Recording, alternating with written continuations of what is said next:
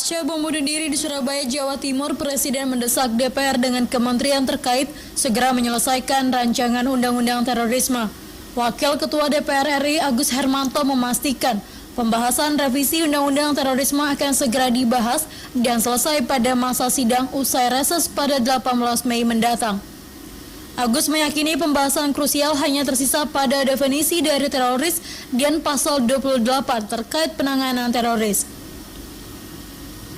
Sementara itu, Wakil Ketua MPR RI Hidayat Nur Wahid meminta pemerintah tidak mendesak DPR karena harus satu suara dalam menyelesaikan rancangan undang-undang terorisme. Pasalnya, banyak hal yang dapat menimbulkan multitafsir jika rancangan undang-undang terorisme diselesaikan dengan terburu-buru. Ada beberapa pasal yang menurutnya rawan menimbulkan tindakan represif dan melanggar undang-undang dasar sehingga dapat kembali ke masa otoriter. Apabila dari pemerintah sudah seragam dan disetujui oleh DPR, dan saya melihat kalau konstelasinya ini kan kita ketahui bahwa partai politik kan tentunya yang di dalam hal ini yang mendukung pemerintahan Pak Jokowi kan juga cukup besar, sehingga menurut kami hal-hal yang menjadi keinginan pemerintah tentunya bisa dilaksanakan dengan secepatnya. Sehingga begini, rekan-rekan dari DPR, Ketua DPR maupun juga Wakil Ketua Panja maupun Ketua Panja tentang revisi tersebut kan menyampaikan permasalahan keterlambatan itu bukan masalahnya DPR, tetapi kan masalah dari pihak pemerintah. Dalam konteks ini Kementerian Hukum dan HAM sudah berapa kali menyurati pihak DPR untuk meminta penundaan. Jadi mestinya Pak Jokowi jangan kemudian mengancam dengan mengeluarkan pernyataan untuk membuat Perpu. Harusnya beliau tegur itu atau beliau selesaikan urusan dengan Menteri Hukum dan HAM. Mengapa Menteri Hukum dan HAM meminta penundaan-penundaan? Sebelumnya, Presiden Joko Widodo meminta DPR segera merampungkan revisi Undang-Undang Tindak Pidana Terorisme yang telah diajukan pada bulan Februari 2016 lalu pada Juni 2018. Jika tidak segera diundangkan, Presiden akan mengeluarkan Perpu. Daniel Arifani, JAK TV. Halo saudara, selamat malam. Anda menyaksikan Saling Silang JAK TV bersama saya Ratna Dumila. Saudara, apa yang terjadi di Makobrimob dan juga ledakan bom yang terjadi di Surabaya 2 hari terakhir ini memunculkan beberapa kontroversi. Salah satunya adalah mengenai RUU terorisme atau penanggulangan terorisme yang selama ini masih dalam proses pembahasan di DPR dan juga pemerintah yang tidak kunjung usai. Pada akhirnya DPR dan juga pemerintah seperti saling tunjuk dan menyatakan sebenarnya masing-masing dari pihak ini membuat lambat kenapa RUU ini tidak kunjung disahkan. Sebenarnya saudara, poin-poin apa saja yang krusial untuk dibahas terkait dengan RUU terorisme ini dan apa dampaknya ke depan? Saya tidak sendiri, sudah ada 4 narasumber yang akan menemani saya untuk membahas dalam Saling Silang pada 1,5 jam mendatang. Yang pertama ada Pak Teguh Nasrullah, pakar hukum pidana. Selamat malam Pak Teguh Nasrullah. Selamat malam pemirsa, selamat malam Ratna. Selamat malam. Kemudian ada Mas Roy Suryo, anggota Komisi 1 DPR RI. Selamat malam Mas Roy. Malam Ratna, selamat malam semua peserta JAK TV. Oke, baik. Kemudian ada Pak Heri Sucipto, pemerhati terorisme dari Universitas Muhammadiyah Jakarta. Selamat malam Pak Heri. Selamat malam pemirsa. Dan juga ada Pak Ibrahim Hasbi, mantan anggota JI. Selamat malam. Ya, saya ke Pak Roy dulu. Ini kan yang sekarang ini mata menyoroti DPR dan juga pemerintah. Sebenarnya proses RUU terorisme ini sudah sampai mana sih Mas Roy? Ya, kalau mau terus terang, sebenarnya persis sebelum masa reses kemarin, ya, kita ini DPR sedang masa reses dan nanti insya Allah sehari setelah hari pertama bulan puasa besok, 17 kan hari pertama, kemudian tanggal 18 ketika masuk hari Jumat itu akan dimulai lagi pembahasannya. Tapi sebelum masa reses itu sebenarnya dari DPS sudah selesai. Banyak mengatakan 99% selesai.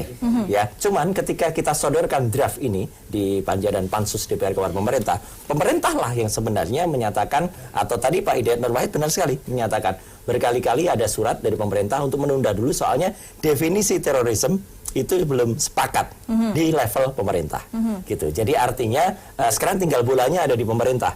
Kalau pemerintah kemarin kita salut juga ya, kita appreciate Pak Wiranto cepat ambil selaku Menko Polhukam, mengumpulkan juga misalnya teman-teman fraksi pendukung pemerintah untuk menyatukan pendapat, dan kemudian ada sih sedikit menurut saya ya gayanya presiden kan begitu ya, membuat nanti kalau enggak saya keluarkan perpu, ya karena memang sudah mau selesai gitu. Jadi nggak usah beliau mengatakan mengeluarkan perpu pun, insya Allah itu akan selesai gitu loh nanti. Pemerintah yang Anda katakan sebenarnya Kementerian Hukum dan HAM. Kementerian Hukum dan ya, HAM. Dan di pemerintah itu sebenarnya ada unsur TNI, ada unsur Polri juga. Jadi kalau pansus bersidang ya dengan pemerintah, itu lengkap dari jajaran pemerintah ya.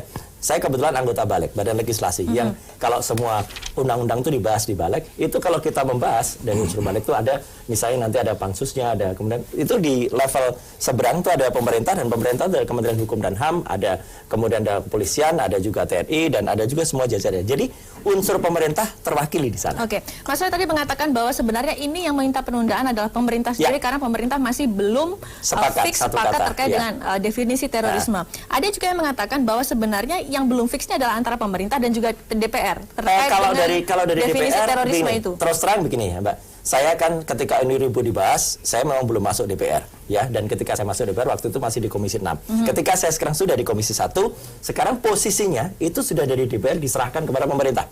Dan kita lagi menunggu pemerintah apa. Jadi kalau mungkin katakanlah pingpong sebelumnya ya, mungkin teman-teman DPR yang lain yang bisa cerita. Tapi yang saya tahu sejujurnya ketika saya masuk di Komisi 1, sekarang bola itu sudah ada di pemerintah. Oke, jadi tinggal kita menunggu pemerintah. Oke, bola di pemerintah. Anda mengatakan begitu. Ada yang mengatakan bahwa sebenarnya ini pertikaiannya adalah di definisi terkait dengan terorisme. Soalnya DPR ingin memasukkan klausul mengenai motif atau tujuan politik dalam definisi aksi terorisme. Ya, beberapa kawan justru gini, justru malah mewaspadai jangan sampai nanti rancangan undang-undang penindak terorisme ini itu malah ada dimanfaatkan untuk tujuan politik. Karena sebenarnya ada banyak di dalamnya pasal-pasal, misalnya ada nanti bagaimana diberikan kekuasaan untuk misalnya menahan seseorang ya 120 hari. Kemudian bisa diperpanjang 60 hari. Nanti Prof. Tengku mungkin bisa lebih detail lagi itu. Kemudian masih ada waktu, dan kemudian ada juga pasal yang dimana ditahan itu bisa dikasih di suatu tempat. Kawan-kawan ini menyebutnya ini pasal Guantanamo gitu loh. Karena apa? Kalau di Amerika itu ada camp Guantanamo, itu tempat di mana Amerika itu menyekap teroris gitu. Nah, jadi itu yang masih menjadi perdebatan. Kemudian yang menarik adalah yang dibahas di pasal 43, yaitu bagaimana pelibatan TNI.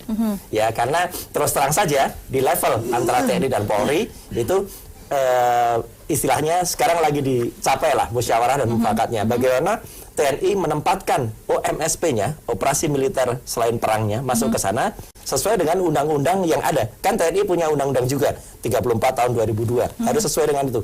Kemudian semuanya mengacu kepada Undang-Undang Pertahanan Negara nomor 3 tahun 2002.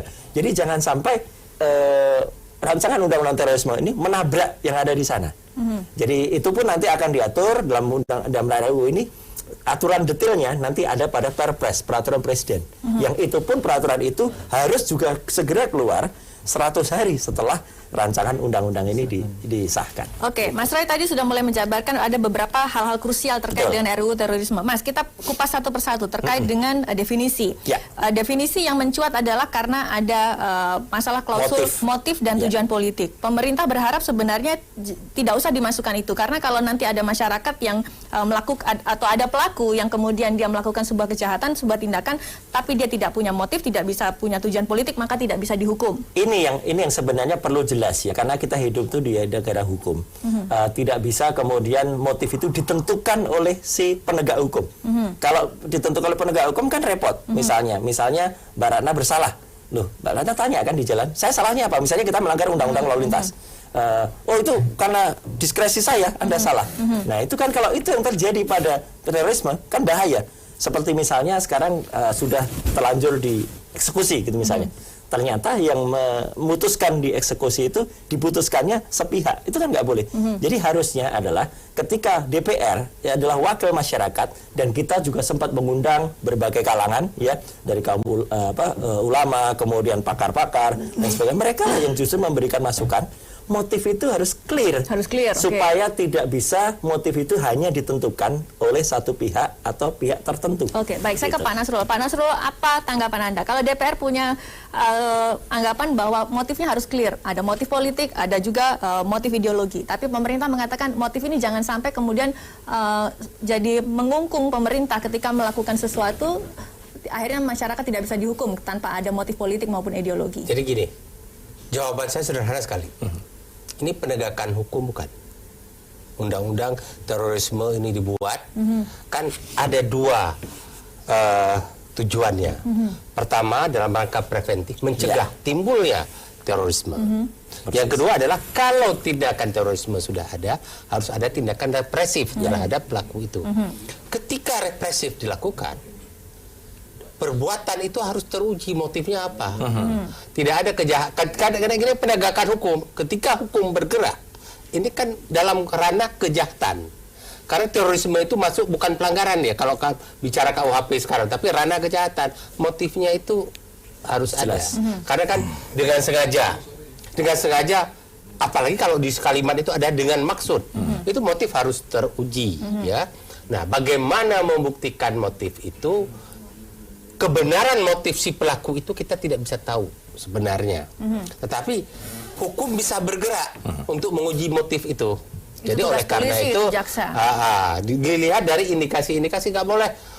Saya nggak perlu uji motif, itu cukup dalam persepsi saya penegak hukum. Itu hukum yang bablas, liar namanya hukum kayak begitu. Apakah nah, itu sekarang menyulitkan penyidik atau polisi atau Densus 88 ketika mencurigai seseorang? Oke, mungkin saja menyulitkan mereka, tapi apakah hukum boleh bergerak liar?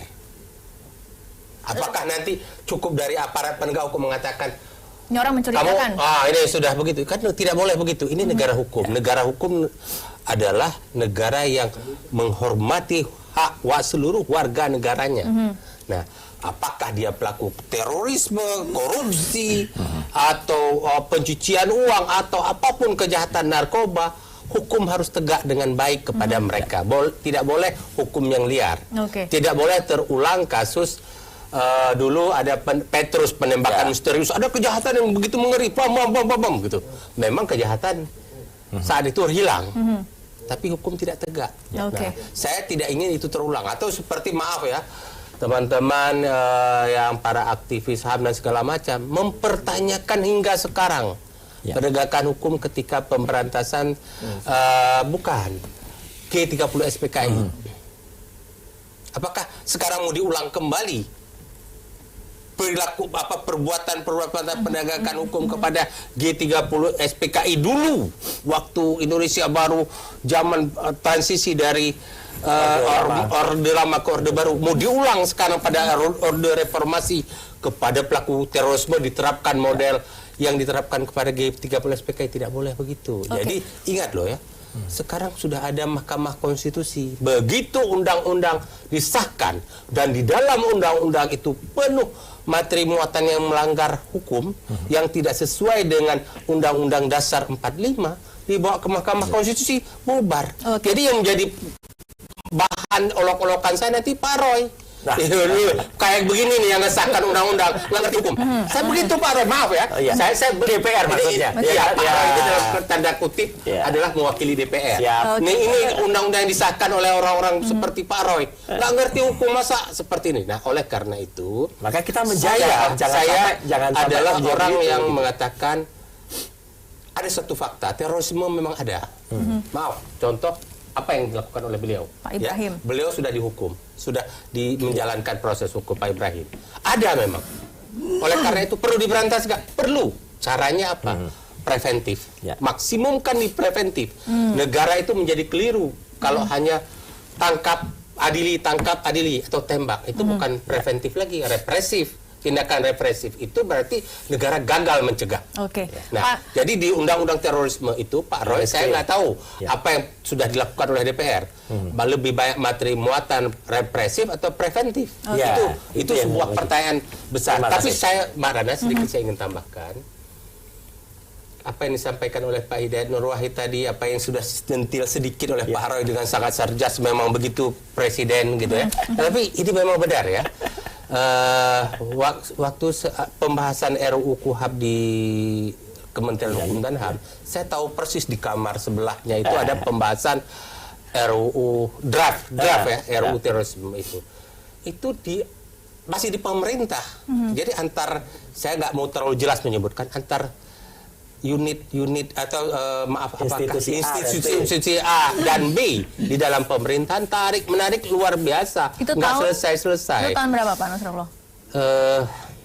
Masih dalam pemerintahan sebelum pemerintahan sekarang juga sudah ada tarik menarik, tapi begitu diserahkan ke DPR, setahu saya nggak selesai walaupun di akhirnya sudah selesai. Nah, oleh karena itu Presiden, pemerintah harus menjawab apa yang disampaikan oleh Pak Hidayat Nur Wahid tadi. Jangan sampai ini menjadi bola liar. Pemerintah satu sisi Presiden mengatakan, wow, ini DPR yang main-main. Saya kalau nggak saya boom dia dengan DPR ini dengan Perpu. Itu kan teror. DPR balas lagi. Tunggu dulu, jangan sampai DPR ini piu pemerintah narik lagi. Presiden harus menjelaskan. Ketua DPR harus menjelaskan, jangan sampai menimbulkan kekacauan persepsi di publik. Sudah terlanjur Pak, sudah 2-3 hari ini sudah muncul. Nah, saya ke Pak Heri. Pak Heri, kalau Anda sebagai pemerhati terorisme dari Universitas Muhammadiyah Jakarta, Anda pun dulu juga pernah di BNPT. Kalau berbicara masalah definisi, harus ada motif ideologi ataupun motif politik.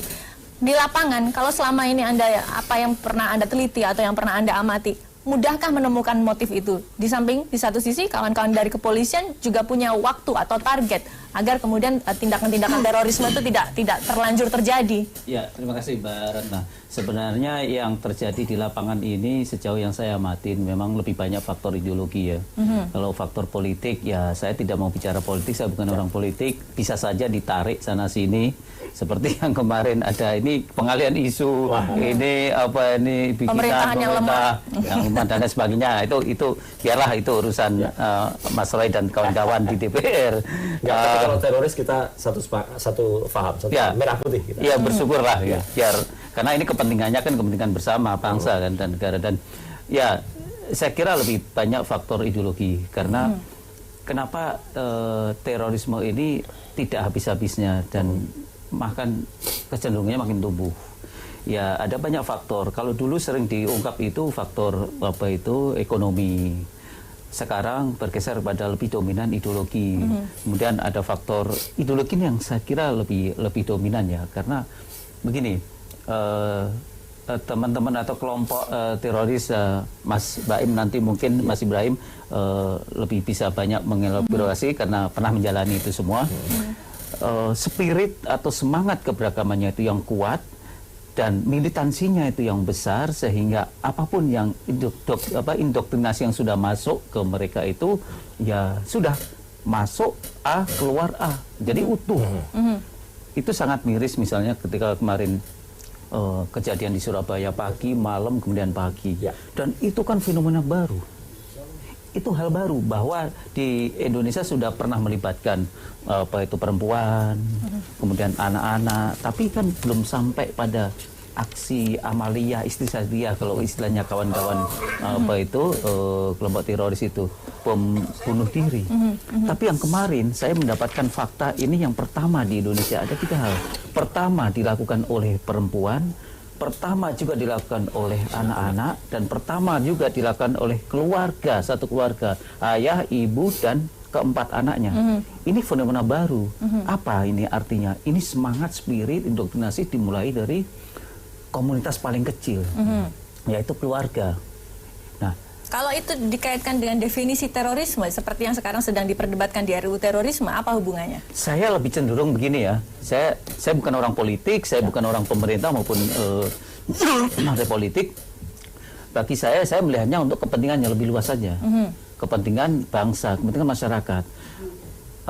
Saya yakin ketika Undang-Undang Nomor 15 tahun 2003 yang sebelumnya ini. Sebelumnya itu tentang pemberantasan anti terorisme tahun 2003 dibuat, kan ada kejadian luar biasa. Bom Bali 1 2001, bom Bali 2 2002, dan itu guncangan luar biasa. Nah, belum ada payung hukum untuk menghadapi itu, memberantas itu. Nah, kemudian dibuatlah, karena saya yakin waktu itu yang begitu mendesak, berkejaran dengan waktu, payung hukum belum ada, sehingga ini harus cepat ada. Sementara pada saat yang sama, sekarang ini dinamika yang begitu pesat, perkembangan yang begitu cepat, apalagi era medsos, digital, dan lain sebagainya, strategi dan serangan kelompok teroris juga makin canggih. Nah, ini perlu perubahan-perubahan strategi pemerintah bersama DPR menghadapinya.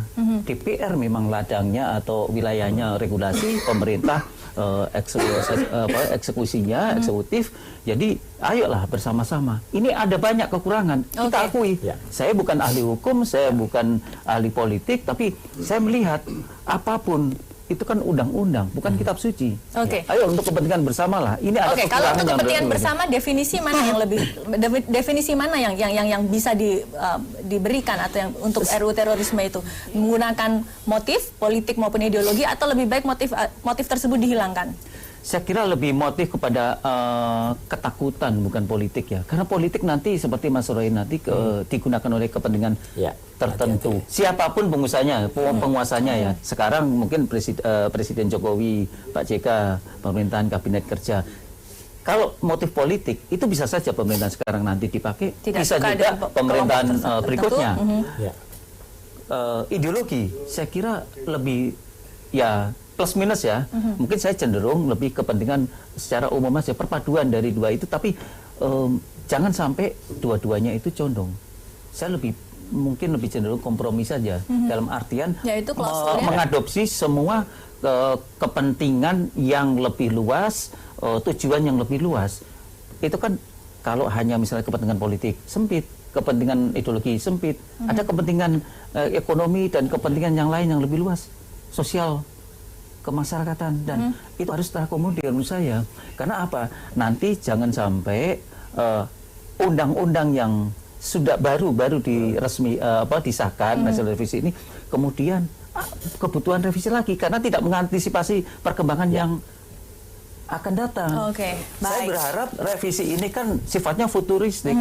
Pasal-pasal semua yang ada itu futuristik saja, mengantisipasi sekian puluh tahun ke depan sehingga ya pasti tidak akan sempurna. Setuju Pak, futuristik, tapi tidak boleh karet. Karena kadang-kadang yang orang-orang menerjemahkan sebuah undang-undang itu fleksibel, bisa dipakai akibatnya dibuatlah sebagai sangat ngaret. Padahal penegakan hukum dan label yang akan dikenakan kepada pelakunya nanti terorisme dan pidana berat. Kita tahan dulu. Ada beberapa pasal selanjutnya yang juga dibahas atau yang masih menjadi polemik adalah karena adanya unsur pelibatan TNI. Yang ini mungkin juga masih menjadi tarik menarik antara pemerintah maupun DPR. Tetap bersama kami, saudara, di JAK TV.